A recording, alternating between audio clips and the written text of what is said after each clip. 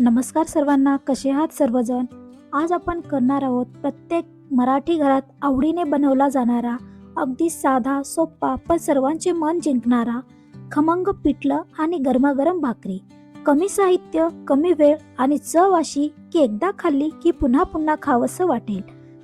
चला तर मग रेसिपीला सुरुवात करूया.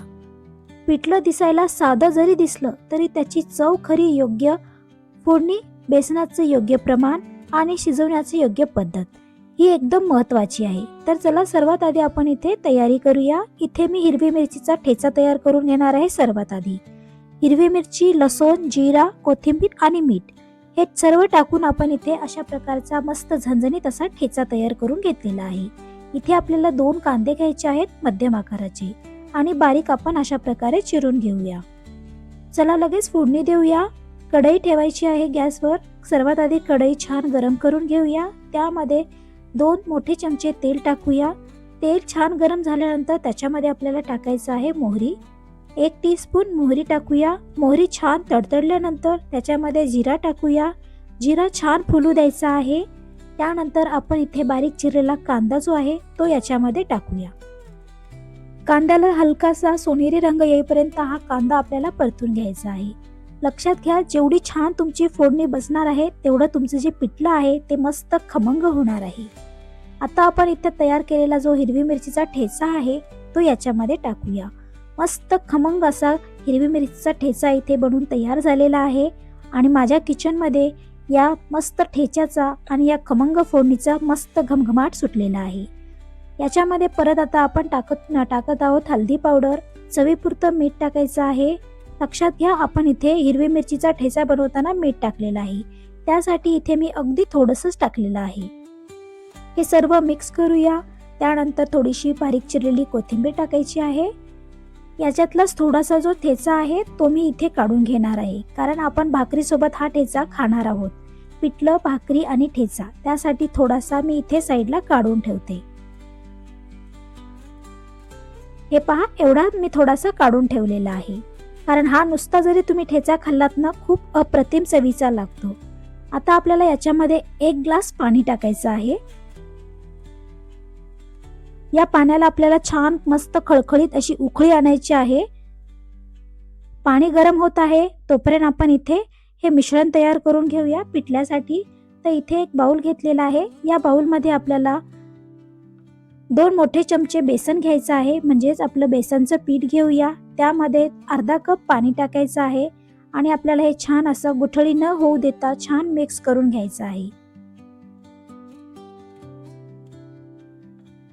तर हे पहा, आपण अशा प्रकारे हे छान मिक्स करून घेतलेलं आहे. लगेच याच्यामध्ये आपल्याला थोडीशी बारीक चिरलेली कोथिंबीर टाकायची आहे.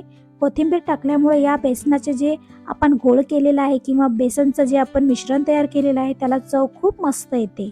पहा, पाण्याला किती मस्त उकळी आलेली आहे. आता आपण जे बेसनचं मिश्रण केलेलं आहे ते याच्यामध्ये टाकूया. एका हाताने बेसनचं मिश्रण टाकायचं आहे आणि एका हाताने आपल्याला हे सर्व मस्त असं मिक्स करून घ्यायचं आहे.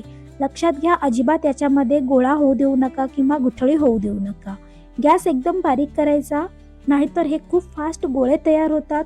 या पिठाचे थोडे थोडे करत आपण टाकूया. तर पहा, हे छान आपण आता मिक्स करून घेतलेलं आहे आणि अशा प्रकारची कन्सिस्टन्सी आपल्याला लागणार आहे. परत एकदा याच्यावर थोडीशी कोथिंबीर टाकायची आहे आणि सर्व हे जे मिश्रण आहे आपण टाकलेलं आहे आता 2 ते 3 मिनिटासाठी झाकण ठेवूया. तेल सुटेपर्यंत याला आपण शिजवून घेऊया. तर पहा, किती मस्त याला साईडला पिठल्याला आपला तेल सुटलेलं आहे. किती खमंग वास येत आहे. परत एकदा मिक्स करायचं आहे आणि हा जो बेसन आहे, आपलं जे पीठ टाकलेलं आहे त्याचा कच्चेपणा जाईपर्यंत आपण हे मस्त असं शिजवून घेऊया. मस्त गरमागरम हे पिठलं इथे बनून तयार झालेलं आहे. तेल सुटेपर्यंत आपण हे शिजवून घेणार आहोत.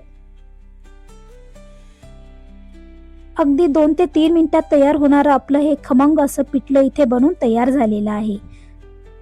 तर फ्रेंड्स, ही होती आजची आपली मस्त पिठलं भाकरी आणि जबरदस्त असा हिरव्या मिरचीचा ठेचा बनवून तयार केलेली आजची साधी सोपी आज काय बनवू किंवा आजचा आपला जो रेसिपीचा म्हणजेच आपली जी सिरीज आहे तिचा भाग 4 आहे. त्यामध्ये आज आपण इथे बनवलं आहोत पिठलं भाकरी, मस्त खमंग आणि गरमागरम पिठलं भाकरीची रेसिपी.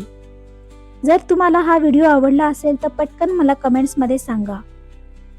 जर आवडला तर व्हिडिओला लाईक करा, नवीन असाल तर सबस्क्राईब करा. Okay friends. आणि हो, अशाच रोजच्या साध्या सोप्या चविष्ट घरगुती रेसिपी पाहण्यासाठी शिल्पास कुकरी चॅनलला नक्की सबस्क्राईब करा.